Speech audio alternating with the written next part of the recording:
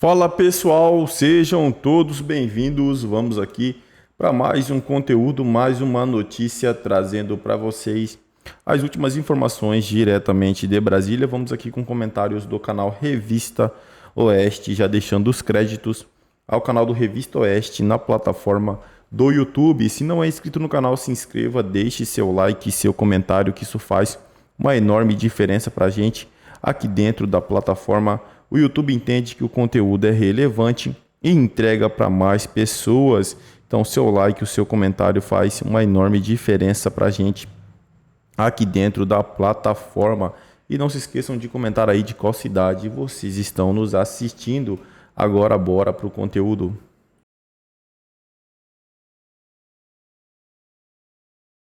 Divulgação de comprovantes da Uber reforçaram a tese de permanência de Martins no Brasil. Os documentos mostram que o ex-assessor da presidência circulou por Brasília e pela capital paranaense com veículos do aplicativo. Alexandre Garcia, hoje conosco, sempre às sextas-feiras, seja muito bem-vindo, boa noite. Trazemos aqui mais essa informação desse capítulo, desse caso tão, vamos dizer assim, curioso, atípico de Felipe Martins, Alexandre? O ministro Alexandre de Moraes segue buscando provas para tentar justificar a prisão de Felipe Martins, que permanece preso desde 8 de fevereiro. Muito boa noite. Boa noite, Paula. Boa noite, Augusto, Adalberto, Carlo. Olha, essa semana foi o centenário da morte de Franz Kafka. Mas ele está vivo aqui no Brasil. Isso é kafkiano, é Kafka puro. É uma coisa incrível. Ele demonstrou abundantemente que tomou um avião em Brasília, desceu em Curitiba, foi para o interior de São Paulo, apresentou prova de tudo, foto, bilhete, passagem, tudo. Mas alguém não tira da cabeça que ele desembarcou nos Estados Unidos. E a insistência é tal que os americanos não respondem. Uma, que ele, o Felipe, não é traficante e não é corrupto. Se fosse traficante, os Estados Unidos agiriam imediatamente. Mas como se trata de algo político, os Estados Unidos não respondem. E ele está preso por isso. Até que ele, enfim, resolva fazer uma delação, entregando alguém, está lá sendo... É uma espécie de tortura psicológica. O objetivo deve ser esse. A menos que a gente seja muito ingênuo e não perceba. Então, essa é a questão que temos. Kafka puro. No centenário da morte de Kafka, ele está vivo aqui no Brasil, naquilo que ele contou com o senhor K, que estava sendo processado e não sabia por quê e acabou condenado à morte. Adalberto Piotto, muito boa noite. Piotto, hoje dia 7, amanhã dia 8, vai completar então 4 meses de prisão de Felipe Martins. Alexandre tocou num ponto em tortura psicológica. Às vezes a gente fica pensando, será que ele permanece preso porque eles estão tentando de alguma forma estabelecer algum acordo aí de colaboração premiada para tentar forçar algum acordo nesse sentido, Piotto? Paula, boa noite Augusto, boa noite Alexandre, seja bem-vindo sempre às sextas-feiras, um privilégio tê-lo conosco. Caute a todos vocês que nos acompanham. Paula, respondendo de forma muito objetiva, é a única coisa que você consegue pensar. Você fez menção isso, são quase 4 meses, amanhã serão 4 meses, né? Amanhã exatamente dia 8, 4 meses. Triste é o estado em que, com informações internas, ele simplesmente tira a credibilidade de todas as informações. O sistema aéreo brasileiro, porque a empresa aérea já informou que sim, embarcou e que desembarcou. Embarcou em Brasília, desembarcou em Curitiba. Sim, tem provas agora também da conta pessoal dele. No Uber, você sabe, todo mundo tem que ter uma conta pessoal. Imagens, informações, mais provas, evidências. E agora o ministro e a PGR dizem que só a informação dos Estados Unidos é que pode comprovar que ele lá esteve. Mas vamos lá, ele se esteve, já está de volta há muito tempo. Qual é a razão de manter alguém preso nessa situação?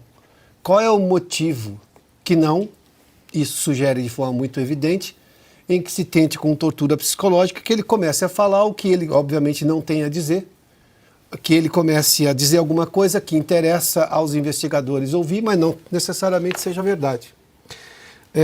Vamos lá, o senhor F, não K, para mencionar aqui o que o Alexandre Garcia fez menção a Kafka, é que a liberdade do Felipe Martins está assassinada já há 4 meses. A liberdade dele foi assassinada há 4 meses. Esses 4 meses ele perdeu da vida dele. E o que ele, obviamente, por uma questão psicológica, convenhamos, somos humanos, ele adquiriu nesses 4 meses, só ele sabe e ele vai levar para a vida toda. Daí vamos lá, a responsabilidade do Estado. Tudo indica que, independentemente da informação que virá dos Estados Unidos, porque interessante como é um país, dado as liberdades, né, e as garantias individuais, a privacidade do cidadão, como disse o Alexandre, ele não é traficante, ele não é marginal, a privacidade do cidadão permanece. Os Estados Unidos olharam para aquele pedido e falaram assim, por que eu vou ficar dando informação de um sujeito que não deve nada à justiça, não está inscrito em absolutamente nenhum banco de busca pelo mundo, de procurado? Agora, a questão do Supremo é o seguinte, se os Estados Unidos disserem sim, olha, ele esteve aqui, é uma prova. Não, bom, mas quem garante que também essa prova será suficiente? Porque parece que é só uma questão de ganhar tempo. E isso não é justiça, isso é tortura. Prisões alongadas sem justificativa são tortura. E tortura, convenhamos, não combina com o regime democrático, muito menos com as liberdades e garantias previstas na Constituição de 88.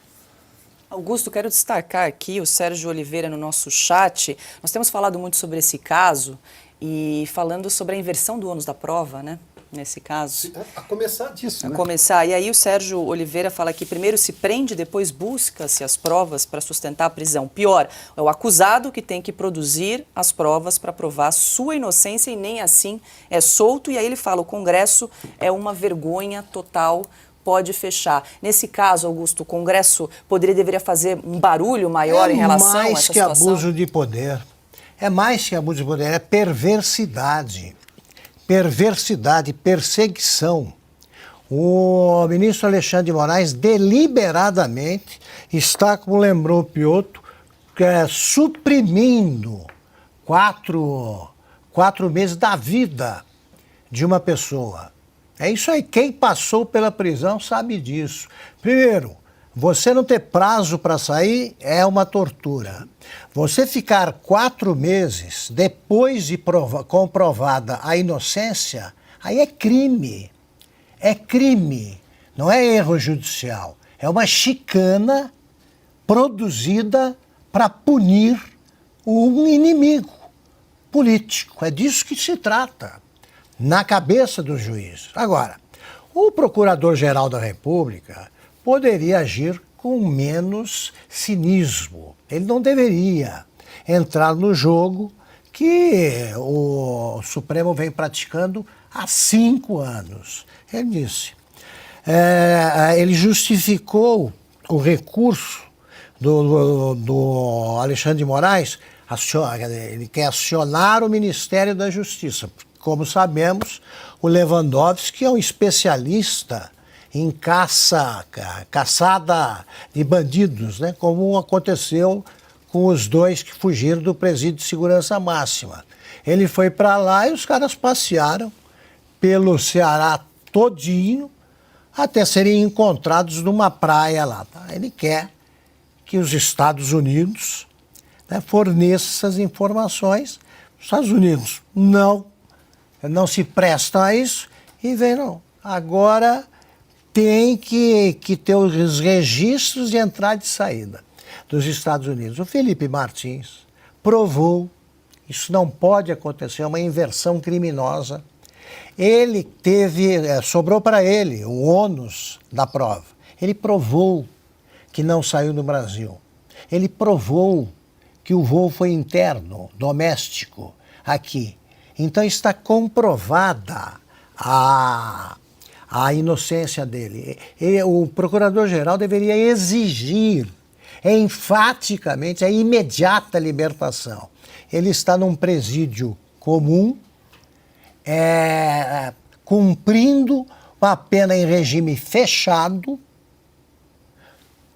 por decisão do Supremo, que decidiu há algum tempo que só será considerado culpado alguém depois do trânsito em julgado da sentença penal condenatória. Cadê a sentença?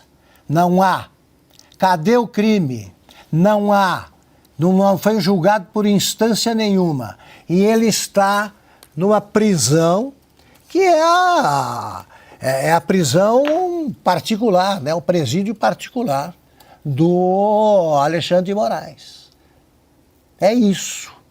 Cumprindo pena, é isso, antecipada, num país que tem o Supremo que se apresenta como um grupo de defensores da democracia, tá? E defensores da liberdade. É isso que está acontecendo. Bom, antes da gente dar sequência aqui às notícias em Oeste Sem Filtro, quero registrar aqui muita gente no chat animada com essa novidade aí, com a estreia do novo programa na segunda-feira, às 14 horas. O Leônidas Souza disse: vou ter que alterar minha soneca, mas vou assistir Faroeste à Brasileira. Tamo junto, Revista Oeste. Muita gente aí já colocando na agenda programação a partir da semana que vem. Piotr, você pediu a palavra? Não, só nosso espectador levantou aí a questão do ônus da prova. Sim, né? voltando ali do só caso. Só para colocar aqui o entendimento de um dos maiores juristas, aliás, extremamente estudado nas escolas de direito, e ele explica sobre exatamente o ônus da prova. O doutor Antônio Milton de Barros, né? Está nos livros dele, inclusive. Ele diz assim, ó, o ônus da prova, por exemplo, não constitui uma obrigação e um dever, e sim um ônus, um encargo. Ou seja, diante do encargo, qual é a prova que foi apresentada pela PGR para manter preso, para pedir a prisão, ou do ministro Alexandre de Moraes para manter preso? Que prova eles têm que ele realmente viajou aos Estados Unidos? Se não tem prova, bom, aí continua inclusive o doutor aqui, Antônio Milton de Barros. O ônus propicia alternativa ao titular que poderá atendê-lo ou não. Se não o fizer, sofrerá o prejuízo decorrente de sua inação. De outro lado, a obrigação emerge de um comando legal que o obrigado tem o dever de cumprir. Se não apresentou prova, está errado aí, como a gente já mencionou aqui, bem lembrado pelo nosso espectador. Agora, qual é a prova no processo de que ele esteve nos Estados Unidos, que ele pegou aquele avião, que ele embarcou e que ele desembarcou nos Estados Unidos? Tem essa prova? Não, não tem. Aí tem essa coisa, o absurdo da inversão em que prove que você não foi. Mas espera um pouquinho, como prova que eu não fui? O Alexandre quer fazer uma menção também. Mas, enfim, só para concluir rapidamente, qual é a prova contra? Eu acho que você foi. Acho não é prova. Você é bolsonarista. Isso também não é prova. Você era assessor do presidente. Isso também não é prova. Ué, então quer dizer que o Palácio do Planalto inteiro de assessores do presidente tinha que estar naquele avião porque eram assessores? Também não cabe. Quer dizer, vai se inverter agora. Nós estamos com um caso há 4 meses de absoluta inversão do ônus da prova. Com a anuência clara, por decisão do ministro Supremo e da PGR. Exatamente. Só a PGR e o Supremo. Imagina a sonda que nós vamos parar. A própria PGR admite a insuficiência de provas coletadas, apresentadas pela Polícia Federal nesse caso. Diga, Alexandre. Eu só queria acrescentar ao argumento do Piotr, né? Perguntar o seguinte: e qual é o crime que ele teria cometido se tivesse ido e voltado? Foi e voltou. E aí? Estava tentando fugir. Como assim se ele voltou? Ele está no Brasil. O fato é que se tivesse ido, tudo bem, mas ele está no Brasil. Comprovadamente está numa... É isso aí, pessoal. A verdade é que eles não estão nem aí para as pessoas que estão ali esperando o julgamento. Eles não ligam para isso. O Sebastião Coelho foi no Revista Oeste e falou tudo o que estava acontecendo. Falou que ele estava todo santo dia reclamando para eles julgarem, para eles fazerem o trabalho deles. Né? Por exemplo, eu trabalho em escritório. Todo dia as pessoas têm que ficar me cobrando para eu fazer o meu trabalho, né? Se eu sou pago para isso. Então, Isso cara, é incrível, cara. Incrível pro lado ruim. Isso é incrível pro lado ruim. Porque, o Sebastião falou, tem que ficar cobrando porque senão eles não julgam os réus. Aí quando julga, faz isso. Manda prender um monte de pessoas, tratados que nem terror. As pessoas são tratadas que nem terroristas. Os ministros dão prioridades para redes sociais, dão prioridades para várias outras coisas, mas julgamentos dos réus não é feito, não é concretizado. Então isso tem que ser revisto por todos. O Sebastião Coelho trouxe uma realidade do que está acontecendo no judiciário. Até hoje ninguém percebeu o quanto ruim é a justiça brasileira. Na verdade, várias pessoas já perceberam, Pessoas direitas, que se dizem extremistas de direita quando eles vão fazer palestra, os ministros. Isso é a realidade do Brasil hoje. Dão prioridade para a rede social, dão prioridade para julgamentos que não tem nada a ver com o meio do Supremo, enquanto réus ficam lá esperando a boa vontade. Hoje eu estou no dia bom, hoje eu vou julgar. Hoje eu vou fazer o meu papel, hoje eu vou fazer o meu trabalho. Isso é ridículo, né, pessoal? É feio ver isso. São pagos e muito bem pagos para fazer o seu trabalho e não fazem. É isso aí, pessoal. Agradeço a vocês pela companhia. Se não é inscrito no canal, se inscreva.